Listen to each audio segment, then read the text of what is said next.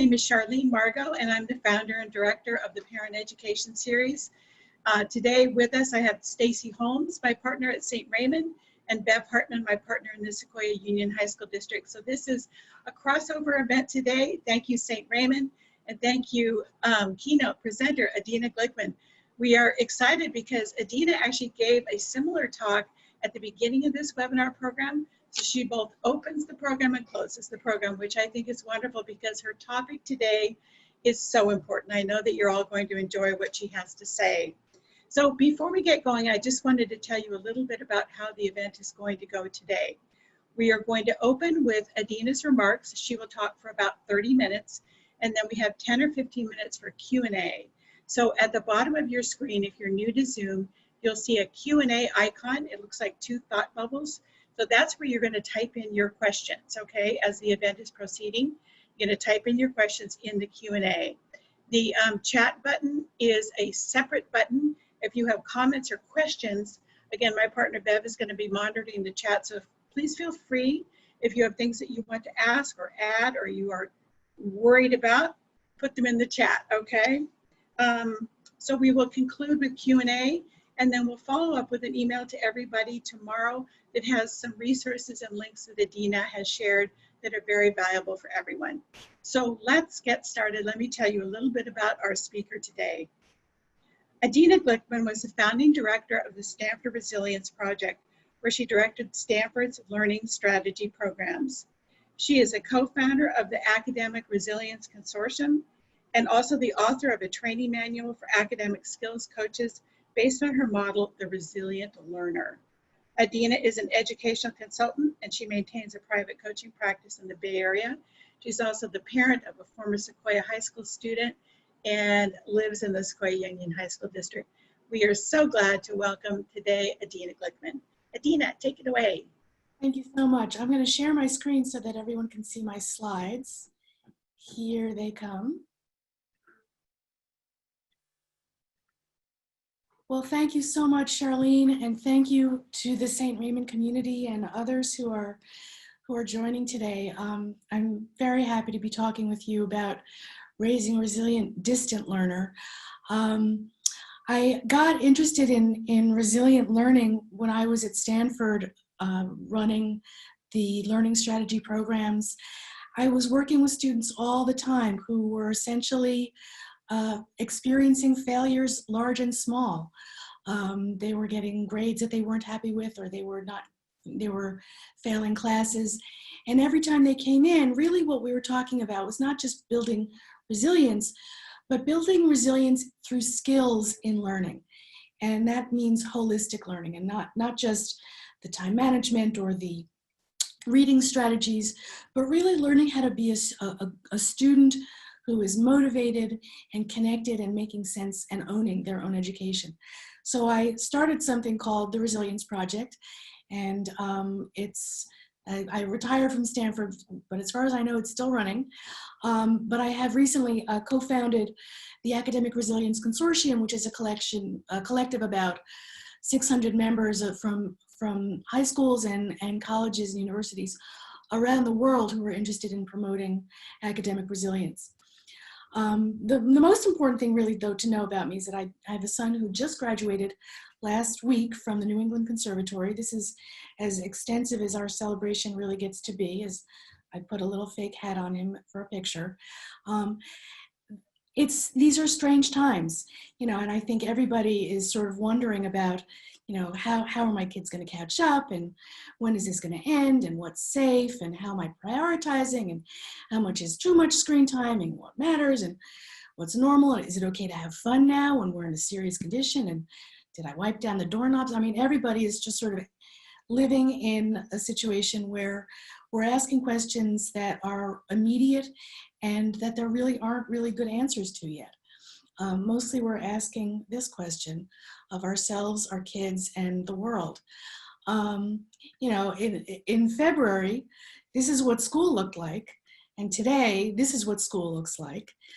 Tomorrow, next September, we don't really know what's going to be happening. It's likely that it's going to be some kind of combination of in-person and distance learning, but nobody knows for sure.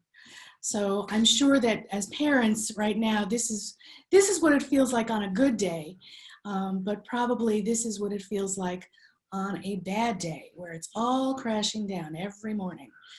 I'm sure that your standards are changing. You used to serve meals that look like this, and now you're lucky if you can serve a meal that looks like this.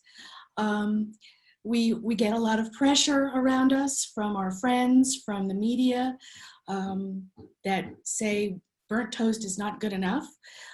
For several weeks at the beginning of the lockdown, this article kept popping up in the New York Times, be more productive in 7 days. I was so relieved when they finally came out with the Stop Trying to Be Productive essay that really allowed us, adults and kids, to say, now's not maybe the time to be the most productive self you have ever been and can be. And that's one of the elements of resilience that I want to get to, that really supports good learning, especially for young people, is trying to understand when it's possible and when it's good to try and be productive and not productive. I want to make a distinction, though, between school at home and homeschooling. School at home, which is what 99% of the students who have been in public or private education have been experiencing in the last couple of months, is curriculum that's designed by the school that essentially parents are at worst policing and at best just supporting and monitoring in a sort of extended homework support. Homeschooling is where you as the parent get to design the curriculum and set the pace for your student and set the expectations. There's a lot more flexibility in homeschooling, and one of the challenges of distance learning, school at home, is that you are still maintaining the expectations and the guidelines that the school has for your student, but you're not really designing it or holding the reins. And that's a very important distinction to make, both for yourselves and for your students, because this is not the creative environment of homeschooling. This is a somewhat slapped together, hopefully next fall not as slapped together, a little bit better thought out, but it will still be guidelines that you are helping maintain. I also want to make a mention of something called Maslow's Hierarchy of Needs, which is something that's well understood as sort of we as humans, how we evolve through life in getting more sophisticated and having our basic needs met, from physiological all the way to existential and spiritual, of self-actualization. Right now, we're down here at physiological needs.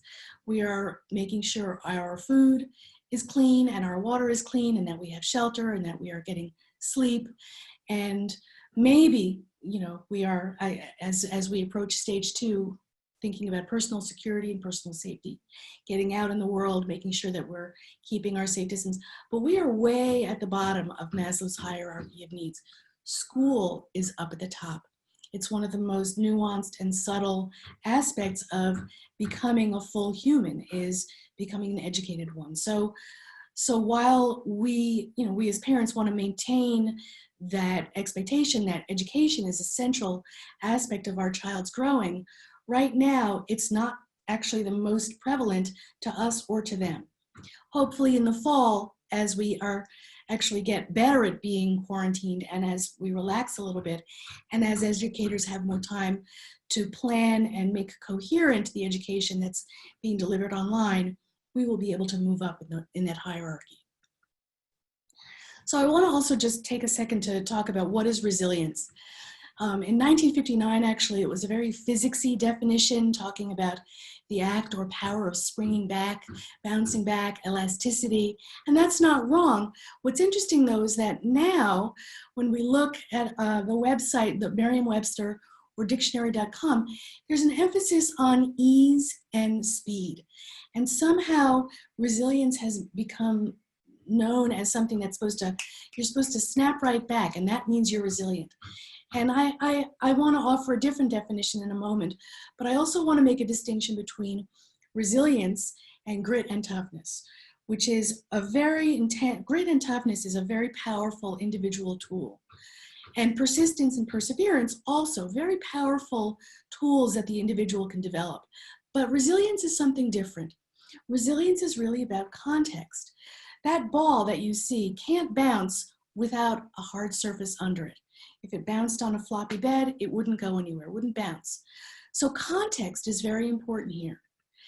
And we really think about resilience as changes that are made to the brain, adaptations that we make in response to the adversity or the conditions or the challenges, that flat line that we have, that we're bouncing back from. There are changes that happen to us.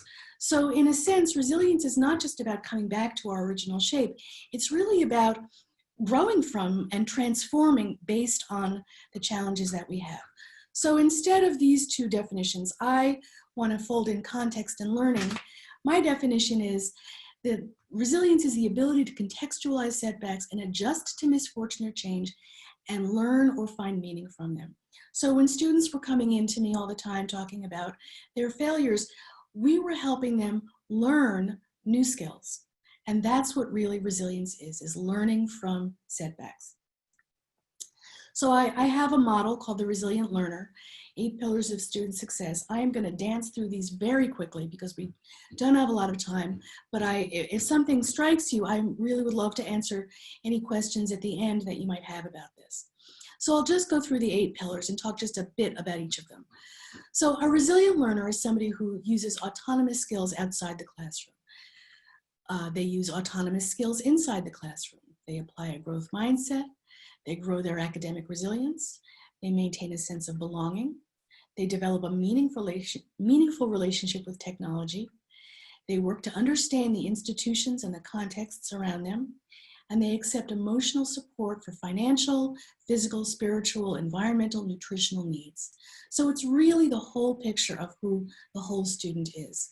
So I'll go through each of these very quickly. But before I do, I want to talk for a moment about the distinction between inside and outside the classroom. And right now, your living room is the classroom. So just a couple of quick suggestions. If possible, separate the physical space, not have, if there are no other rooms and the bedroom is the place that your student is doing their schooling, make it not the bed, make it a corner, get a box, put the laptop on a box in a corner so the bed can remain the place for sleep. Use time as structure, help them build a schedule, and I'll talk about that in a minute. But also expect shorter attention span and need for more intermittent rewards. Finally, recruit your students to problem solve. The cliche now is we're all in this together. And I think it's important that we ask our students to rise to the occasion. When you trust yourself that you have raised good kids and you raise your expectations, their capacities actually begin to adjust themselves to your expectations. Not immediately, it takes time, but we have a summer to do this. So let me talk for a minute about the autonomous skills of time management, planning and organization, reading strategies, writing strategies, test-taking strategies, even preparing for learning is a skill that students need to develop outside the classroom.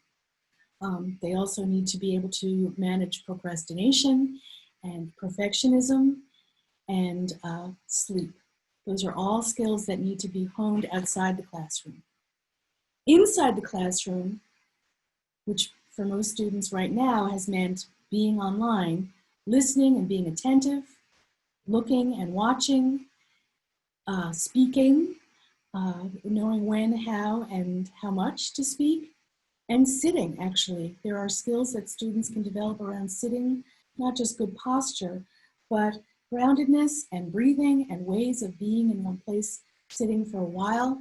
Those are all skills that can be developed inside the classroom.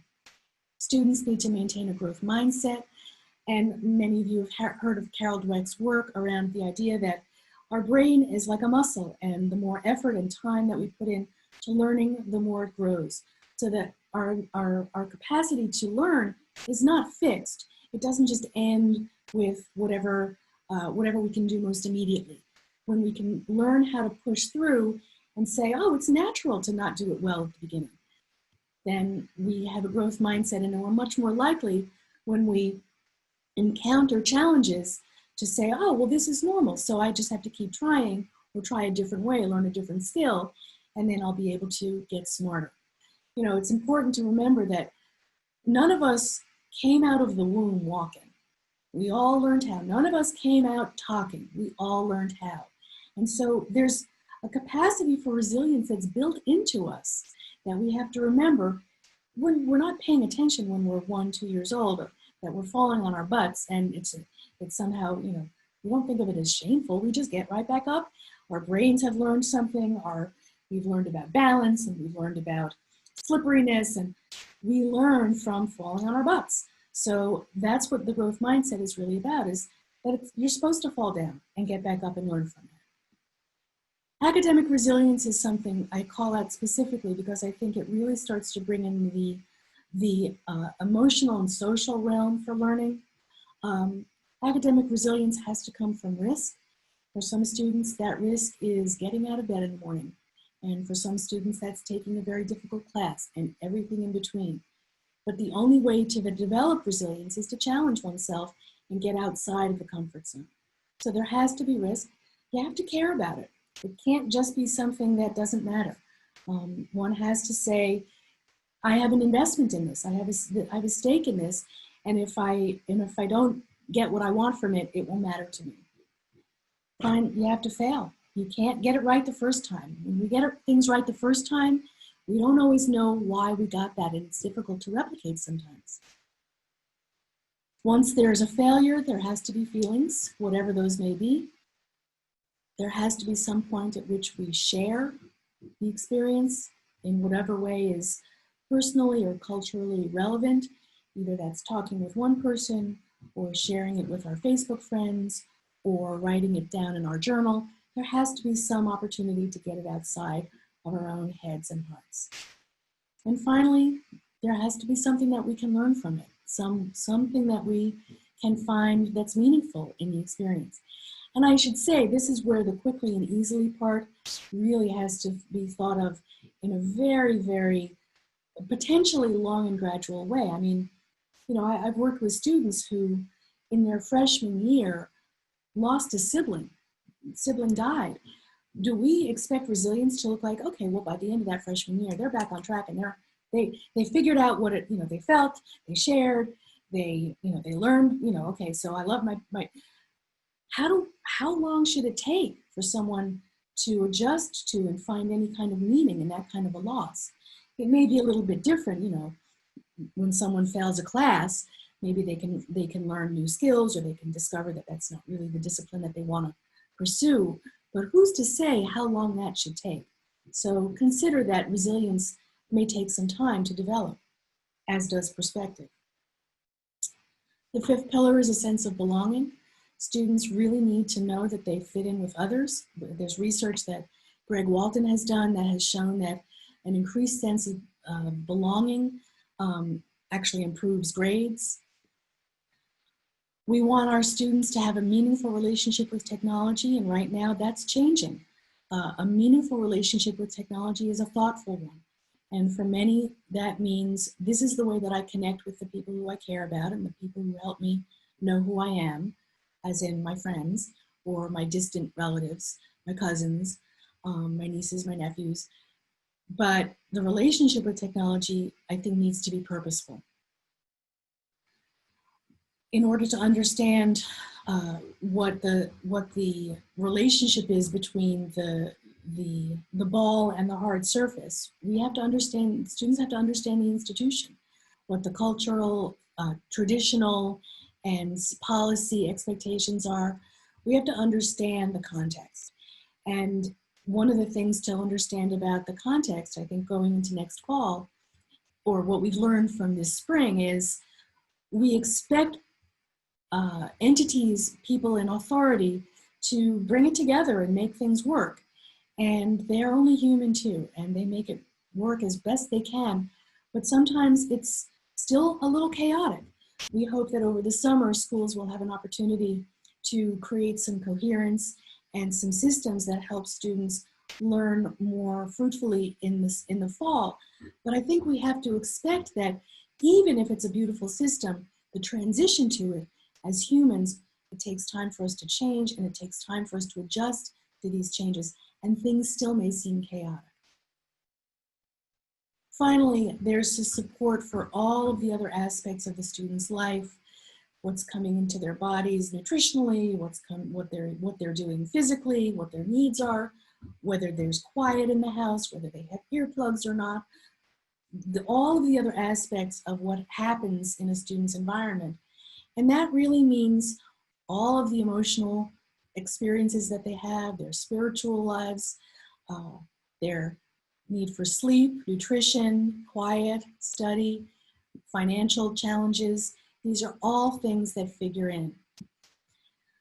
I think I want to just leave you with what parents can do. I think right now is be real. You know, I think we want the people in charge to pull us out of this and to do something for us that maybe they can't do. And our children actually want the same thing of us. There used to be a commercial that said, "Never let them see you sweat." Let your kids see you sweat, because it helps them know that sweating is normal. Let your kids know that you are doing the best you can. And sometimes it's not perfect. And usually it's not perfect. But it comes from a place of effort and care. And you're doing the best you can. And you trust that they're doing the best that they can. Help contextualize that what's happening, whatever is happening for them, I think broadens their sense of what's normal. So additional screen time makes a lot of sense right now.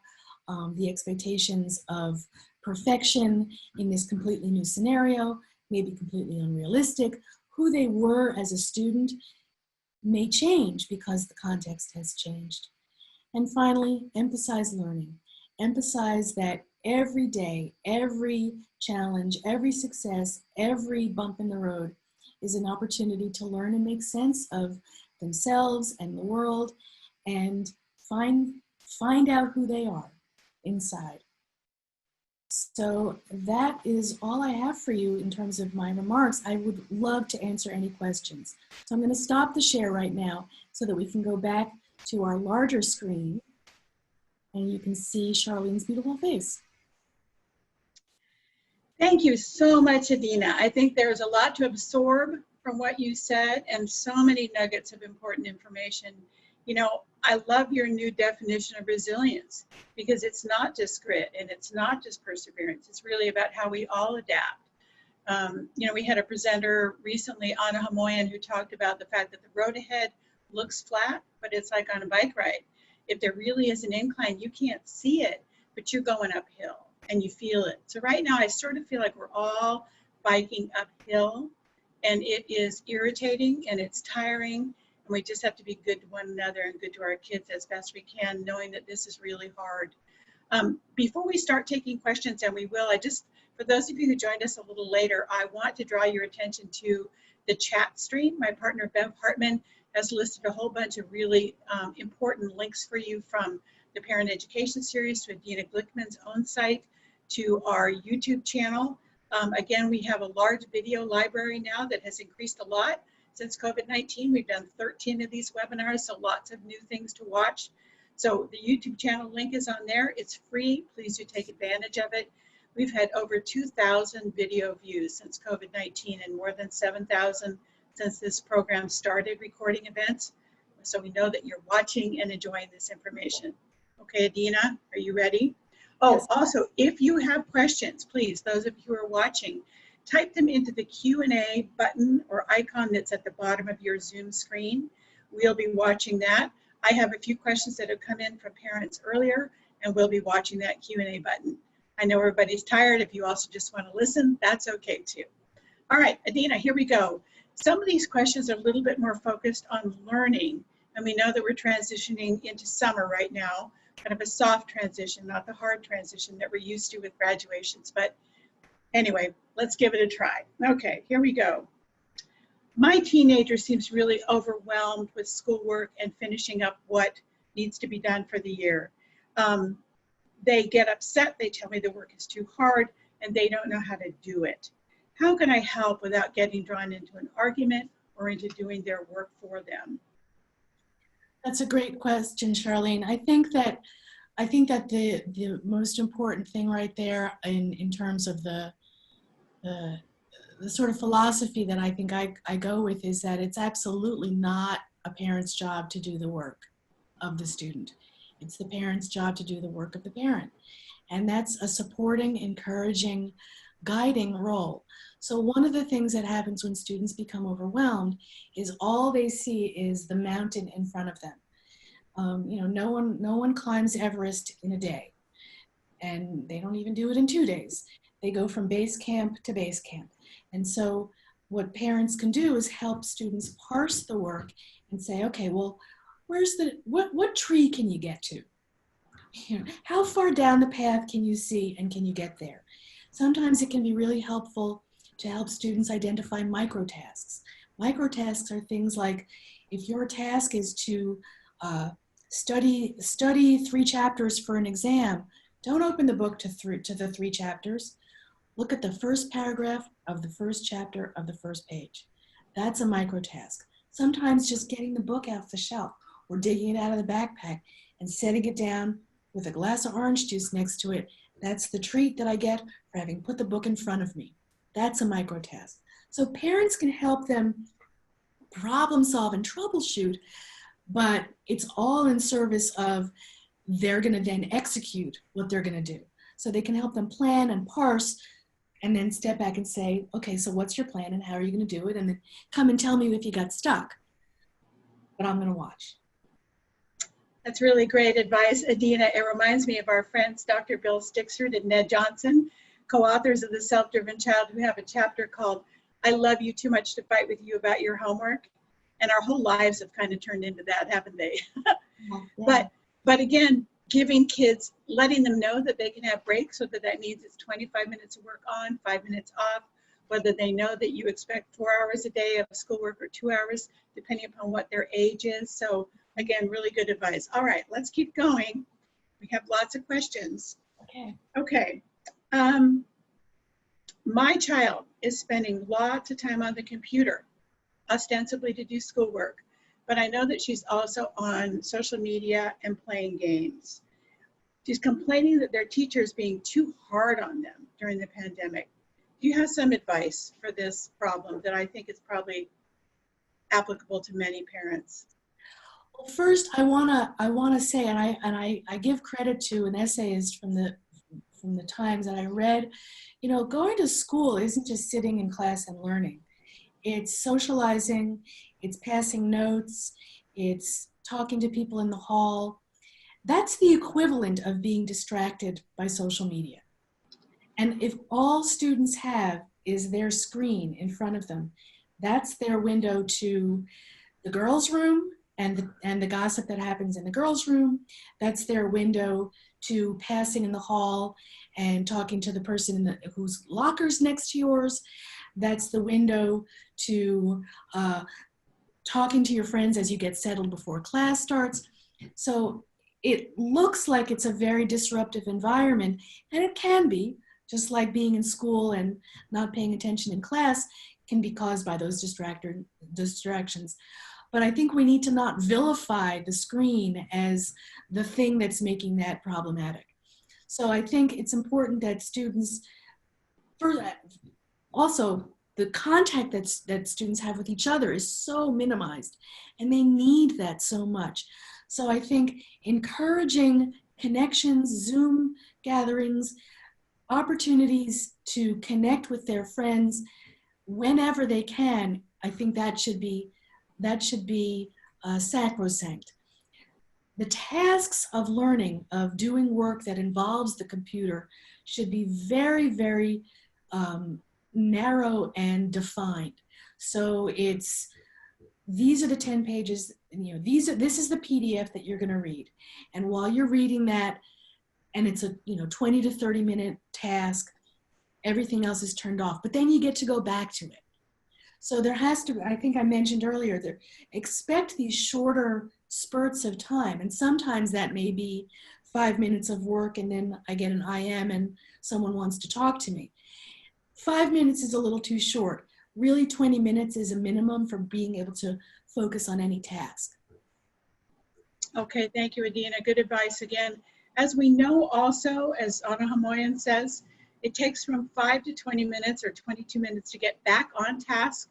So just be aware that it's going to take all of us, our kids and ourselves included, a little bit longer to stay on task once we have directed our attention elsewhere. Okay, again, just sort of watching the chat here, I want to let people know that yes, indeed, I will send out these links in a follow-up email so you don't have to worry about saving them. Bev is typing in the links again, but if you scroll back up through the chat, you will find other links. Okay, here we go. You mentioned Carol Dweck and a growth mindset in her work at Stanford. I worry that distance learning might not be creative enough to engage my child and may be hurting themselves as a learner. Do you have any advice around making sure my kid keeps a growth mindset during the pandemic? A growth mindset is everywhere in life, not just in academics. A growth mindset is learning how to skateboard. A growth mindset is learning how to bake cookies. A growth mindset is learning how to make your bed. Everything is a growth mindset, and the more that you can embed that way of thinking, celebrating effort rather than praising completion and success, the more you can embed a growth mindset into all aspects of growing and learning, the more easily it becomes applicable for a student to academics and school. That is a really important distinction that I don't hear too many people making. We so often hear growth mindset when it's tied to academic achievement, but not often to the regular tasks that we all do in life. And I guess in that way, then we're all going through a huge growth mindset upswing because it feels like everything is new right now, doesn't it? Absolutely. Absolutely. Well, I used to tell my own students, be the best student that you can be. So that freed them from a lot of the sense of competition with other kids, but also let them know that I expected them to do what they could do. And this is a good time to remind our kids that that's important, that they're not competing against anybody else. This is their own opportunity for learning. And right? Also, I think, Charlene, to say this is be the best student you can be under the conditions that you're faced with. Yes. When you don't have nutritious food, when you can't go outside and play, when you aren't visiting with your friends, when you're not sleeping well, when you feel more anxious and the adults around you are more anxious, you're not your best self. And so the way that you're going to learn is going to be a little bit different. Yes, and you know, Adina, for those of you who joined late, Adina has a really important and different definition of resilience. Do you mind in your own words just giving it to us again? Sure. I think of resilience as the ability to understand the context, the relationship between the individual and the context, me in the situation I'm in, not in a vacuum, and my ability to learn from the adversity and the challenges and the setbacks that I encounter so that I can grow from them, not just come back to regular. That's a really important distinction because so often I think people see resilience as just coming out of something and succeeding and then everything is smooth sailing. But that's not what we're talking about, is it? Especially not now. Right, right. It's adaptation. And it's adaptation, really critical word.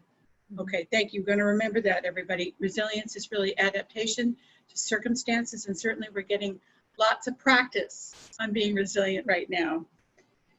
All right, Adina, this is one that I think is on top of parents' minds, looking towards the summer and fall. Again, this question came in during the school year, but let's try it and see if you can kind of give us a long view version. My child used to enjoy school, but now everything seems really difficult. I think she misses her teacher and her classmates, but it comes out as anger and irritation directed at me and her siblings. Do you have any advice? I want her to have good coping skills. I know, that's a tough one, isn't it? No. What it makes me think of is this joke that I have with my son. He has an apartment mate downstairs who's been very, very bent out of shape, and he's doing a lot of yelling. And I texted my son, well, he's using his words, and that's good. That is a coping skill. You know, I think the parental coping skill is, this isn't personal. This isn't about me. This is, my kid is in a whole new world, and this is how a kid deals with it. I think there are limits to be set, you know, no breaking things, no hitting, no throwing. But if you're irritable and angry, yeah, use your words. And if you can help your kids articulate all that's happening that they're confused about, the focus of that irritation might become a little bit more productive for them. But I think the first thing is to step back and say, this isn't about me. This is, you know, when our kids were little and they came back from, you know, perfectly well behaved at preschool and then meltdown at home, we're where they can be safe. And right now there's a lot of fear and a lot of anxiety, and kids don't know what's happening next. And parents are who they get to lash out at. So don't take it personally, but set limits. Okay, again, very good advice. Let's go back for a minute to your pillar number 2 and the skills that students can learn outside of the classroom to be resilient. You know, obviously we're all outside of the classroom right now, or most of us are. What do you think is most important for parents to convey to their kids in terms of their own vulnerabilities and how they're feeling? In terms of how the parents are Yeah, feeling? like now that the kids we're all out, we're working outside of school, they're working outside of school. What do you think parents should be saying to kids to model their own resilience and vulnerability? Do you have any advice about what parents can say about their own experiences? I think the you know, if you want to raise a kid who is reflective and can talk about their experience, do that yourself and show them how it's done. And, you know, depending on the age of the kid, you know, say, do you want to hear about what happens inside of me, or what my process is for dealing with the problems I'm being faced with? And if they say no, then they say no. But offer them your own ability to reflect on yourself and your own ability to say, you know, here's how I problem solve, you know, and here's how, you know, freaked out I get, and then those feelings pass, and then I'm able to cope more, and I get down to business and solving the problem at hand. I'm not sure if that answers your question, Charlene.